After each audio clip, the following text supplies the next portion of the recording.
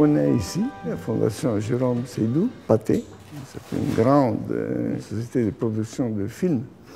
Et on est au milieu d'une cour parisienne.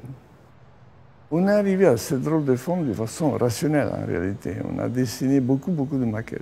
Je crois une vingtaine, même plus peut-être, de maquettes dans lesquelles chaque fois on essaie de comprendre quels sont les droits des différentes personnes qui habitent le lieu. Puisqu'une cour parisienne, elle est pleine de gens qui prennent de la lumière, de la vue. Et il fallait faire de façon telle que, pas seulement d'une façon légale, mais même d'un point de vue moral, civique, on ne fasse pas quelque chose qui soit contre la nature de Dieu. Et il s'agissait de trouver une forme qui soit heureuse quoi, en soi-même, qu'elle a une raison d'être. Et comme on adore le bois, à la janse, et on adore le bateau. Et ici, c'est une sorte de bateau renversé.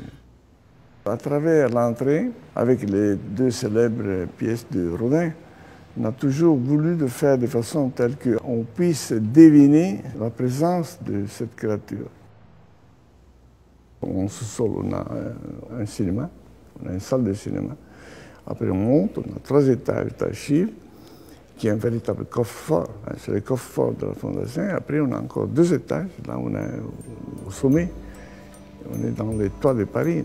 C'est une sorte de mansarde, un petit peu drôle de mansarde. Évidemment, il y a toujours le même problème. On se dit, oui, mais il y a des moments où on est dans le ciel de Paris, il y a des moments de soleil, qu'est-ce qu'on fait? Alors la peau en verre, naturellement, est doublée par une autre peau qui est faite en tôle perforée.